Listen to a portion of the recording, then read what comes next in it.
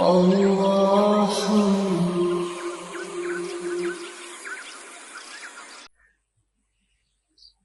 ان المتقین فی جنات وعیون، اور اس کے مقابلے میں یہ دوسری جماعتیں جو اس حق کا نظام لے کر اٹھی ہیں، اتنی مصیبتیں مشقتیں برداشت کر رہی ہیں، انجام کار جب وہ صحیح نظام قائم ہوگا تو وہ پھر ان کے ہاں اصطلاحات تھی گھنے سائے والے باغ، صاف ستھرا شیریں پانی، اس کے چشمے۔ عرب کی سرزمین میں آپ آج بھی جائیے تو پتہ چلتا ہے کہ واقعی یہ چیزیں ان کو کہنے کی تھی، ان چیزوں سے وہ سمجھ سکتے تھے کہ کیا بات ملے گی۔ ان کے ہاں صاف شفاف میٹھے شیریں پانی کا ایک کٹورا پوچھو نہیں کیا معنی رکھتا تھا۔ وہ معلوم ہے وہ بدو لے کے گیا تھا ہارون رشید کے پاس توحفہ، وہ مٹکی تھی اس میں کچھ تھا، کہنے کے کیا لائے، کہنے لگے کہ ایسا چشمے کا پانی ہم نے کبھی نہیں دیکھا تھا، جینا چاہا کہ ہم خود پی جائیں اور آپ کو معلوم رکھے، اور میں لے کے آیا ہوں 200 میل سے، پتہ نہیں لے کے آیا تھا چشمے کا صاف چشمے کا پانی۔ ان کے لیے کیفیت یہ تھی۔ قرآن اسی قسم کی مثالیں دے کے ان کو سمجھاتا ہے۔ آخذین ما آتاہم ربہم، جو کچھ بھی عطا ہوگا ان کے خدا کی طرف سے وہ جھولیاں بھر بھر کے اس کو لیں گے، اس لیے کہ انہم کانوا قبل ذالک محسنین، اس لیے کہ اس سے پیشتر انہوں نے بڑی حسن کارانہ زندگی بسر کی تھی۔ میں نے عرض کیا ہے پہلے بھی کہ یہ محسن کا لفظ یہ نہیں کہ احسان کرنے والے، ہمارے مفہوم میں تو وہ جو احسان والی بات ہے وہ تو پوچھو ہی نہیں، ساری عمر دوسرے کے سر پہ چڑھا رہتا ہے، ایک دفعہ اس پہ احسان کر کے۔ اس کے معنی ہوتا ہے کسی کی کمی کو دور کر کے اس کا توازن برقرار رکھ دینا۔ مومن انفرادی طور پہ یا اجتماعی طور پہ ان کے نظام کا مقصد یہ ہے کہ کسی کی کمی جو واقع ہو گئی ہے اس کو پورا کر کے اس کو پاؤں پہ کھڑا کر دیا جائے، اس کا توازن برقرار کر دیا جائے، اسے کہتے ہیں احسان، اور ایسا کرنے والوں کو کہتے ہیں محسنین۔ یہ وہ تھے کہ جن کی اپنی زندگی اپنی ذات بھی اعتدال اور توازن بردوش تھی، اور یہ ان کا فریضہ بھی یہ تھا کہ جس کا توازن بگڑ رہا ہو اس کا توازن کو صحیح کر دیا جائے۔ اس کی وجہ سے یہ ان کو نظام ملا ہے جس میں یہ جنت اور عیون ملے ہیں۔ ان کی کیفیت یہ تھی، دو ایک چیزیں اس میں یہ کہی گئی ہیں ان کی۔ مومنین کی خصوصیات تو قرآن بھرا پڑا ہے، یہاں دو باتیں بڑی اہم ہیں۔ کانو قلیلا من اللیل ما یہجعون، یہ تفصیل ہے، یہ راتوں کو بہت کم سوتے تھے۔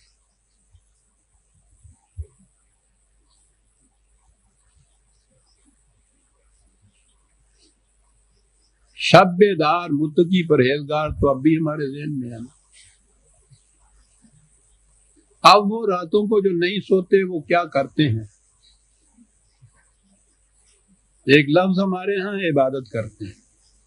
عبادت کی تفصیل، نماز تو پڑھ چکے ہیں عشاء کی، باقی ساری رات نفل پڑھتے رہتے ہیں یا تسبیح پھیرتے رہتے ہیں۔ راتوں کو اس لیے جاگتے ہیں۔ یہ یہاں نہیں کہا، یہ بڑی اہم چیز ہے جو کہی گئی ہے نبی اکرم صلی اللہ علیہ وسلم کے متعلق سورہ مزمل میں جس کا اہم ترجمہ آپ کو کملی والے کر کے بتایا جاتا ہے، یہ بات ہی کچھ اور ہے۔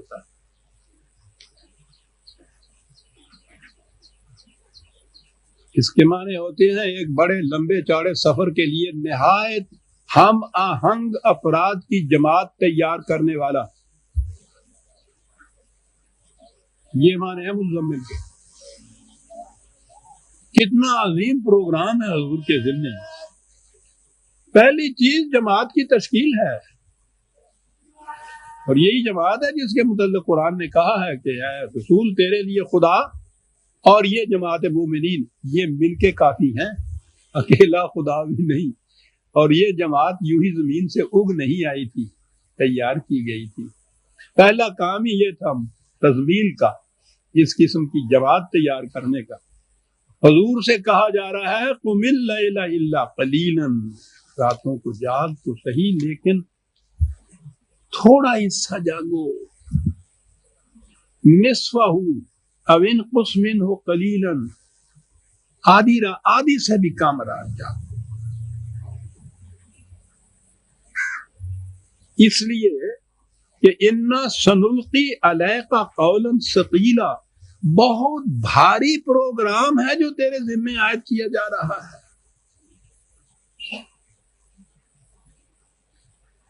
بہت بڑا پروگرام ہے۔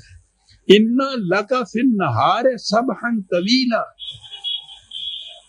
دن میں تیرے لیے سرگردانی اور کشمکش کا بہت بڑا پروگرام لمبا چوڑا ہے، سارا دن اس میں لگ جاتا ہے۔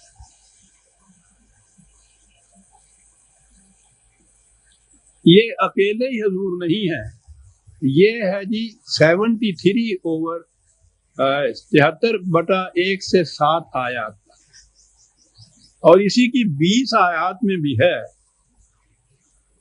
وَطَائِفَةٌ مِّنَ الَّذِينَ مَعَكَ، اکیلے ہی نہیں، ساتھ تمہاری جماعت کے لوگ بھی ہیں، وہ بھی اسی طرح سے جاگتے ہیں۔ ان کے متعلق بھی کہا کہ ان میں کمزور بھی ہیں، کچھ بیمار بھی ہیں، کاروبار کرنے والے لوگ بھی ہیں، تو یہ اتنا زیادہ بوجھ اپنے اوپر نہ لادو تم۔ حضور سے کہا، جماعت مومنین سے کہا کہ تم نے تو دن میں کتنا لمبا چوڑا پروگرام ہوتا ہے تمہارے سامنے، 1 منٹ کی فرصت نہیں ملتی اس کے اندر۔ ٹھیک ہے رات کو بھی ضرورت ہے اس کی، لیکن اس شدت شوق میں جسم کے تقاضوں کو نہ بھول جاؤ، صحت کا خیال رکھو۔ بڑا پروگرام لمبا چوڑا تمہارے ذمہ، یہ نہیں ہے کہ رات کو جاگ کے نفل پڑھو اور دن بھر سوتے رہو۔ اِنَّ لَكَ فِي النَّهَارِ سَبْحًا طَوِيلًا، بہت بڑا لمبا پروگرام ہے تمہارے لیے۔ یہ کیا تھی چیزیں عزیزان من جس کے لیے جاگتے تھے؟ آج تو بہت آسان ہے، جہاں بھی آپ کسی سیرت کی کتاب میں پڑھیے یا ان واعظوں کے ہاں سے یہ واعظ سنیے، وہ یہی ہے کہ حضور رات کو نوافل پڑھتے تھے اور کھڑے رہتے تھے اتنا عرصہ کہ حضور کے پاؤں مبارک سوج جاتے تھے۔ وہ ان کے ذہن میں یہی ہے رات کو جاگنا کہ اس میں نفل پڑھتے رہتے تھے۔ اب بھی ہمارے ہاں عبادت گزار جس کو کہتے ہیں، ذرا تجزیہ کر کے دیکھیے کہ وہ عبادت ہوتی کیا ہے۔ عبادت گزار جس کو وہ کہتے ہیں، یا نفل پڑھنا یا تسبیح پڑھنا، یہی چیز ہوتی ہے۔ حضور کے متعلق بھی یہی چیز انہوں نے ذہن میں قائم کی۔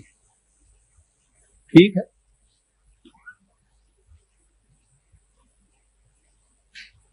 مذہب میں اس سے زیادہ کوئی تصور آ ہی نہیں سکتا۔ اس میں تو صاف بات ایک ثواب حاصل کرنے کا ہے جو ذہن میں قائم کر دیا ہے۔ عبادت کے معنی پرستش ہے، پرستش کی یہ چیزیں ہیں، یہ تو متعین اوقات کی نماز ہو گئی، وہ تو تھوڑے سے وقت کے لیے، باقی وقت کے لیے کیا کیا جائے گا؟ پھر اسی قسم کی وہ نماز، اس کا نوافل نام رکھ لیا جائے گا، وہ پڑھ لی جائیں گی۔ کچھ تسبیح ہے، تسبیح پھیر لی جائے گی، اور کچھ ذہن میں آ ہی نہیں سکتا کہ کیا کیا جائے گا۔ خدا کی عبادت کرتا ہے اور کیا تصور ہوگا؟ کسی کے متعلق پوچھ لیجئے کہ وہ کیا کرتے تھے، وہ یہی چیز بتایا جاتا تھا کہ ایک رات میں 1000 نفل پڑھا کرتے تھے۔ اتنا بھی نہیں سوچتے کہ ذرا وقت متعین کر کے تو دیکھ لیں کہ رات میں 1000 نفل پڑھے بھی جا سکتے ہیں، لیکن تصور یہی ہے۔ لیکن دین جب سامنے آئے گا عزیزان من تو یہ سارے تصورات بدل جائیں گے۔ سوچئے کہ ایک ذات گرامی جس کے ذمے دین کا تمکن ہے، عرب کی سرزمین، مکے سے نکلے ہوئے پناہ گزینوں کی حیثیت سے مدینے میں آ کے بیٹھے ہوئے دوسروں کے ہاں، وہاں قبائل بھی منافق، یہود وغیرہ منافق، قریش کی کیفیت یہ کہ 7 سال میں ایک دن بھی چین سے نہیں بیٹھنے دیا حضور کو، بے سر و سامان، پناہ گزین جسے آج کی اصطلاح میں کہتے ہیں، وہاں بیٹھے ہوئے. اور پروگرام یا ذمہ داری کیا ہے؟ خدا کے نظام کو متمکن کرنا. تمکن دین ہے نا، الذین مکناہم فی الارض، یہ ہے نا دین کا تمکن. اب دین کا تمکن مذہب کا نہیں ہے. قرآن تو کہتا ہے کہ استخلاف فی الارض، زمین میں مملکت قائم کرنا، زمین پر یہ مملکت قائم کرنا تاکہ اس مملکت میں دین کا تمکن ہو جائے. صرف مملکت ہی حاصل نہیں کرنا، اس میں نظام قائم کرنا دین کا. یہ پروگرام حضور کے ذمے ہے. اتنی بے سر و سامانی ہے، اتنا تھوڑا سا وقت ہے، اتنا لمبا چوڑا پروگرام ہے. میں نے جیسا ابھی عرض کیا، اندرونی خطرات ایک طرف ہیں، بیرونی خطرات. 2 بڑی بڑی سلطنتیں تو جن کا مقابلہ اس زمانے میں دنیا کی کوئی مملکت نہیں کر سکتی تھی. The most super powers in the world, ایرانی اور بازنطینی ہے، رومن وہ ہے، دونوں مخالف. ان میں حضور بیٹھے ہوئے. 7 سال کے عرصے میں اتنی جنگیں بھی لڑی جا رہی ہیں، نئی مملکت قائم کی جا رہی ہے. اس کا انتظام بھی ایسا ہے کہ کہیں کوئی ایجیٹیشن نہیں ہوئی، کوئی فساد برپا نہیں ہوا. نہایت امن اور سلامتی. امن اور سلامتی کی کیفیت جو حضور نے مثال بیان فرمائی، اس سے بہتر مثال نہیں مل سکتی کہ تم کہتے ہو کہ اس مملکت میں کیا ہوگا، بے خوفی کا کیا ہوگا. وہ یہ ہوگا کہ ایک عورت یمن سے تنہا اس صحرا میں سے گزرتی ہوئی شام تک پہنچ جائے گی، زیورات میں لدی ہوئی، کبھی اس کو کسی قسم کے خطرے کا خوف نہیں ہوگا. پروگرام آپ دیکھ رہے ہیں کیا ہے یہ؟ معاف رکھیے گا، میں نوافل یا ان چیزوں کی تنقیص نہیں کرتا، لیکن میں کہتا یہ ہوں کہ جس کے سامنے یہ پروگرام ہو اس کو تو دن بھر اس میں مصروف رہنا ہوگا. راتوں کو بیٹھ کے اگلے دن کے لیے پھر اس کو پروگرام کی تفصیلیں طے کرنی ہوگی. فرصت ہی اس وقت مل سکتی تھی. یہ جو ہے تمہارے ساتھی بھی جاگ رہے ہیں، وہ ساتھی بھی نفل پڑھنے کے لیے نہیں جاگ رہے تھے. مشاورت تھی ہر معاملے. جتنے معاملات سامنے آئے تھے، جتنے آنے والے تھے، ان کے لیے فرصت کا وقت ہی یہ تھا.